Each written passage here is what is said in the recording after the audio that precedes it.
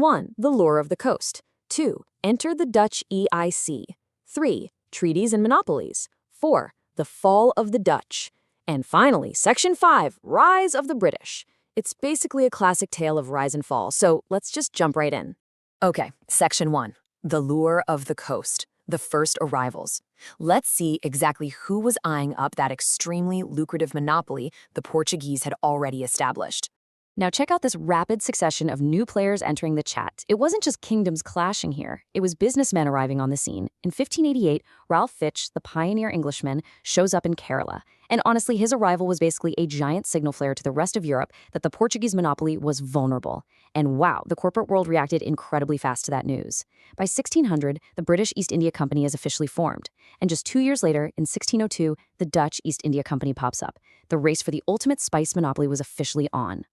Which brings us to Section 2, Enter the Dutch EIC, a new rivalry. March 20th, 1602. You might want to mark that date.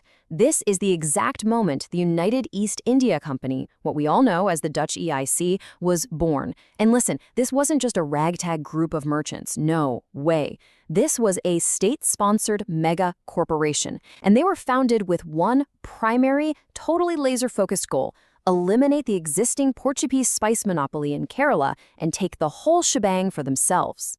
So the really crucial point here is the stark contrast between these two rival powers. On one side, you have the Portuguese, Catholic, very well established, but they're beginning to face some pretty significant local and logistical challenges.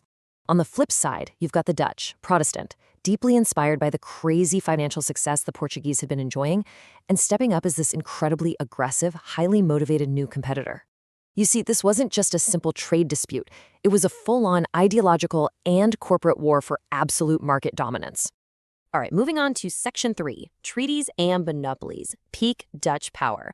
This is where the Dutch truly executed their aggressive business strategies to absolute perfection. So how exactly do you pull off a hostile corporate takeover of an entire country's trade network? Well, you follow a step-by-step playbook.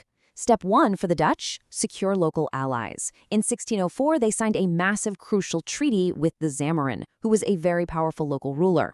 Step 2, lock down the surrounding supply lines. They did that by taking Ceylon in 1658.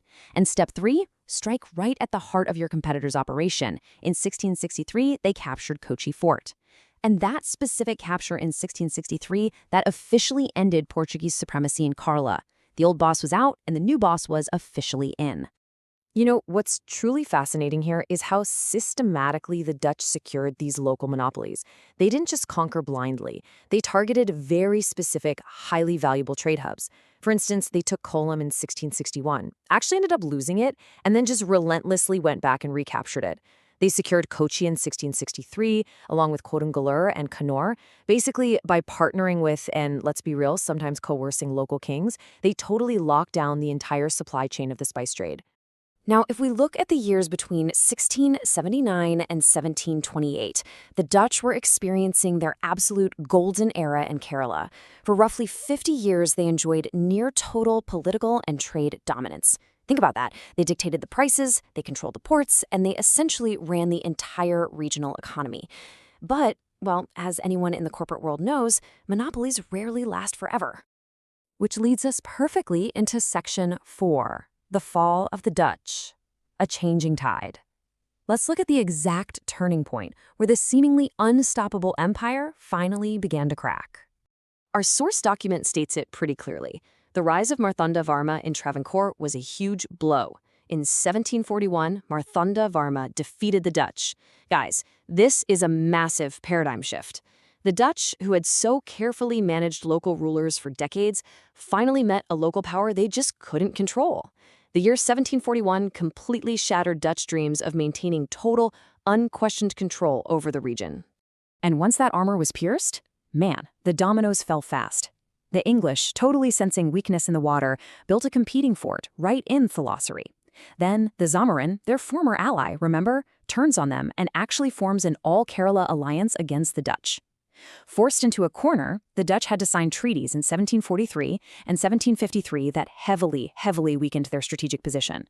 And finally, by 1755, the Zamarin actually started capturing Dutch areas outright. The local rulers were actively pushing back, and that Dutch monopoly was just crumbling. The absolute final nail in the coffin came a few decades later, in 1795. The British, under the command of Major Petre, captured Kochi, and that was it. That officially ended Dutch rule in Kerala. It was a total corporate defeat. The Dutch East India Company was pushed out for good, leaving this massive, gaping power vacuum in the global spice market. And that brings us to our final chapter. Section 5, Rise of the British, the Final Monopoly. Because you see, while the Dutch were busy fighting local kings and losing ground, the British had been quietly, very patiently, building their own presence.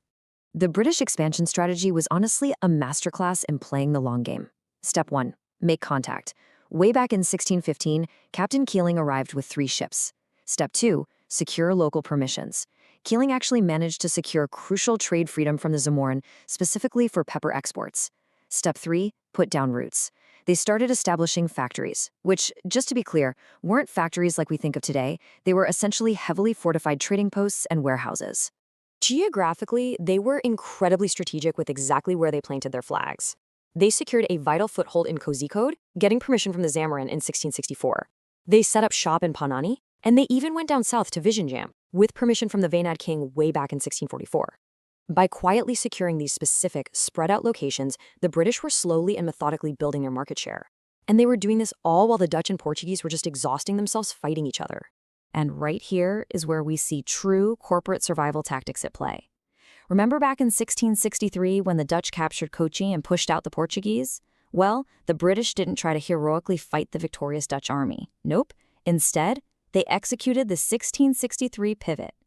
British traders strategically retreated to their outpost in Panani.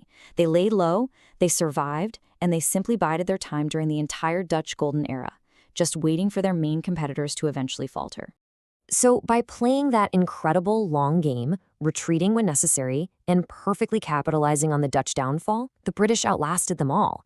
They completely cemented their absolute monopoly in Kerala after 1795. But as we wrap up, here's the big question you have to ask yourself. As this massive corporate entity transitioned from being just simple traders to the undisputed rulers of the entire market, how would this final, ultimate takeover reshape the region's future forever? It's a profound shift, moving from simple commerce to a sprawling empire, and it all started with a ruthless battle for spices. Thank you so much for joining me for this explainer. I really hope it gave you a fresh perspective on this wild period of history.